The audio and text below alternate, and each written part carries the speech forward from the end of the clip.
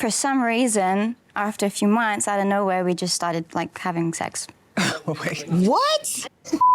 Since the resort, you and Natalie have had sex? Yeah, numerous times. It was pity sex, after breakup pity sex. Clearly, breakups don't mean much anymore, do they? So let's recap what went on the tell-all, aside from the whole Jasmine and Rob drama. Now, we join the couples, as always, as they're entering the studio, and special mention to Brandon and Julia and their matching coats. And then comes Florian and Stacey. Now, we know that at this point, at the time of recording, they are still married, but things aren't going well.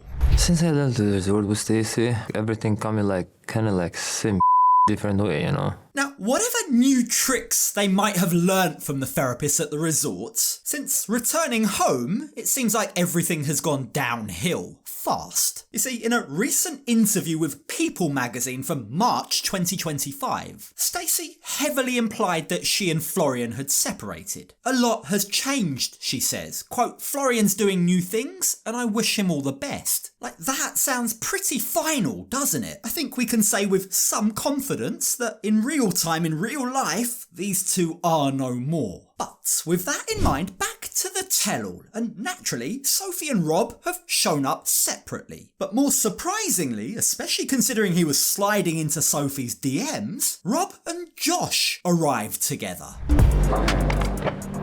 Luck in there. I think you might need it more than I do. We'll see about that. Ooh, ain't nothing a fat boy ain't been through before, though. Ah yes, the bad boys. You may of course recall that Rob, Josh and Jamal of all people have formed some kind of 90 Day Fiancé boy band. The trio have made a number of videos together, they call themselves the 90 Day Bad Boys, and they even have a group Instagram page where they're available for bookings and most recently have done a sponsored post for Calvin Klein. So given how Josh was trying to get close to his wife, how exactly did this friendship come about? Even though Josh and I didn't know each other and there was some slightly bad blood because he was kind of low-key hitting on Sophie a little bit. Now, we're friends. Okay, I guess. Now, with the third member of their boy band, Jamal, not here, the group adopt a temporary member for today, Florian. And it seems like Florian and Josh have a budding bromance going on as well. One that, by all accounts, Florian's wife is a little bit worried about. When we go out, Stacey calls me. She's like, you watch him, Josh. You watch him.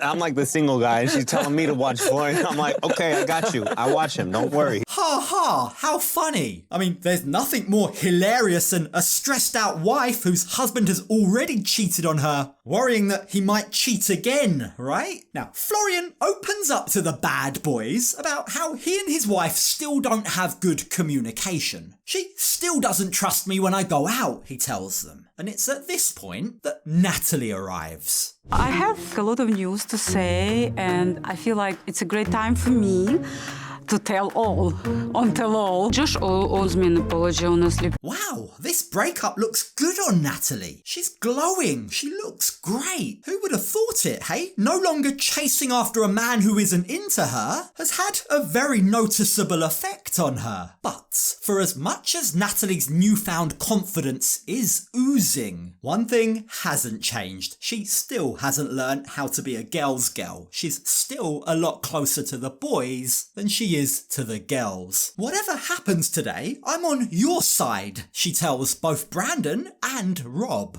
You know those people who have a doll going after the hand? Puppet. Yeah, puppet, yeah. So she does like that to you. Yeah. You know what I want to do? I want to come with scissors and do like this. I mean, look, she's not wrong, per se. As bad as Rob was, Sophie was also very manipulative. But isn't it interesting how quickly Natalie has forgotten who was on her side, who it was who was comforting her after Josh dumped her? Let's not forget, while Sophie was there telling her that she deserved better, the guys were all laughing at her behind her back. Still, that doesn't seem to matter much to Natalie.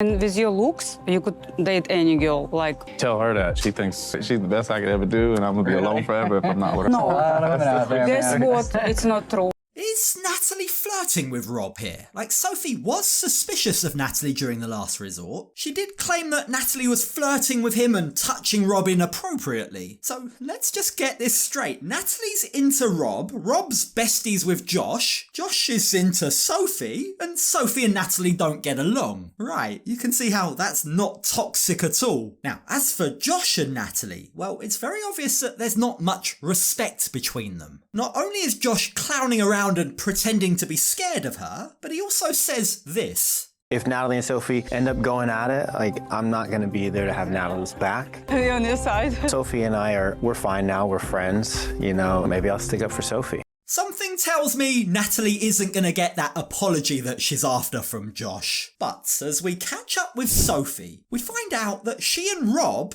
haven't had the clean break that we were all praying for. Of course not. Nothing's ever simple with these two. Even after breaking up, and let's not forget, even after Rob rejected Sophie's plea at the recommitment ceremony to stay in her life, it turns out he has still stayed in her life. They have still been in touch. It's not like the resort ended and we're both just like, you. Like, no, there's still real feelings. You can't really turn them off. And yeah, it's still hard. Now, of course, feelings aren't just gonna disappear. She loved him, she married him, he was her husband after all. But if Sophie's the one that dumped Rob, right, if she's the one that's decided she wants to move on and be with someone else, she needs to respect herself and him and leave him alone. They both need their own space to be able to get on with their lives independently. But unfortunately, by the sounds of things, despite the split, Sophie is still clinging on to Rob. She's not willing to let him go or allow him to move on from her. It should be a lot less stress. like where you come in and you really don't know the people. Yeah. You're such a good mom. Just being nosy. The casual touching? Yeah, Sophie knows exactly what she's doing, and even Brandon and Julia can see it. Julia actually calls it out. She says she hasn't seen you in a long time, and look at her, she just wants to touch you. Yeah, brings you back to what Natalie said about Sophie controlling Rob like a puppet, doesn't it? Now that Sophie no longer has Rob, she suddenly wants him again, or at the very least, she doesn't want anyone else to have him. She walked away from me, and I'm trying to move on. And then she's acting like, you know, she's acting pretty sweet towards me. And it's just kind of like, it's a little confusing. I mean, you can understand why this is confusing as hell for Rob. But with all that said, finally, the time has come for the tell-all to begin. Now, this year, there's a new seating arrangement. The men and the women have been separated. And to kick things off, Sean begins by catching up with everyone, starting first with Natalie and Josh. At the moment, we're not really talking. We're not friends. We parted badly, ugly, and it's something that just I don't see a point even talking about. Something has happened here between Natalie and Josh, but sensing the reluctance to talk about it, at least so soon into the tell-all, Sean moves on to Stacey and Florian. Now, when asked how they've been since filming ended, they tell us what I think we could have all guessed anyway. Obviously, a lot of time has passed since then, and I kind of feel like we're going back to our old patterns. The currency, up and down, depends the day, you know? I think it was obvious for all to see during their time at the resort that they were just papering over the cracks. Sure, they may have agreed to recommit to one another, but deep down you could sense that Stacey really wasn't sure. Her gut instinct was that things hadn't really changed, and she turned out to be right. Now, as for Brandon and Julia, when it's their turn to tell everyone how they've been, Brandon reveals that Julia hasn't kept her end of the bargain. As of yet, she hasn't gone to go and get a second opinion about her fertility. And as for the quietest members of the group, Ari and Binny, they reveal that they've yet to start on the paperwork to get an official divorce. So with everyone else out of the way, it's now time for Rob and Sophie to explain what's happened to them. And just look at the pair of them. Like, they can't stop giggling whenever they look at each other. For some reason, after a few months, out of nowhere, we just started like having sex. Wait, what?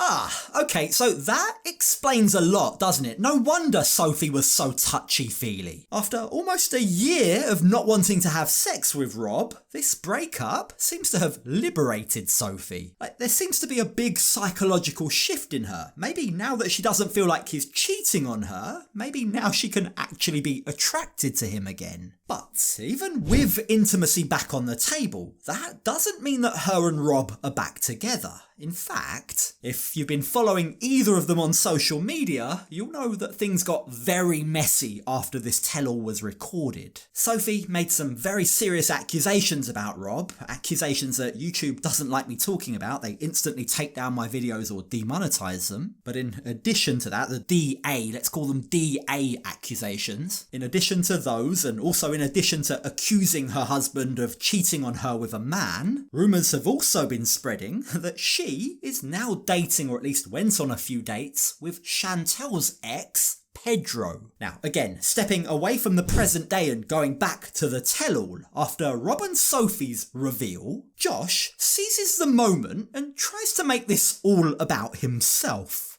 As me and Rob are really close, and, I knew that Rob and Sophie were together intimately, as well as Natalie and I have been numerous times.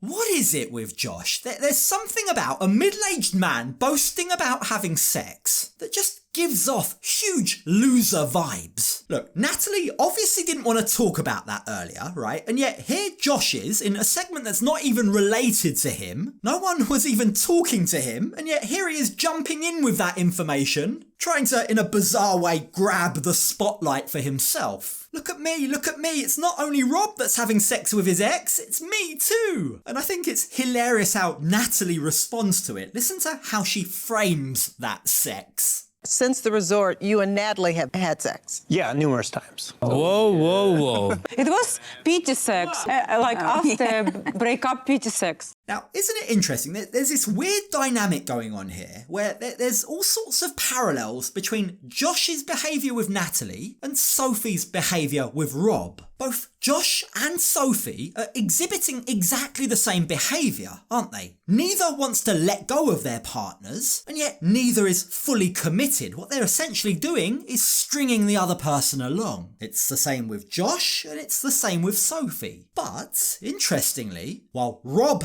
hates that Sophie is doing it to him, he's now formed this budding bromance with Josh and doesn't mind that Josh is doing it to Natalie. Like, the double standard there is just insane.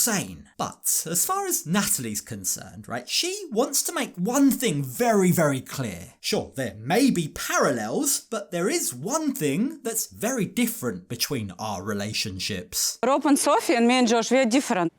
Rob loves Sophie, Josh never loved me. It's different.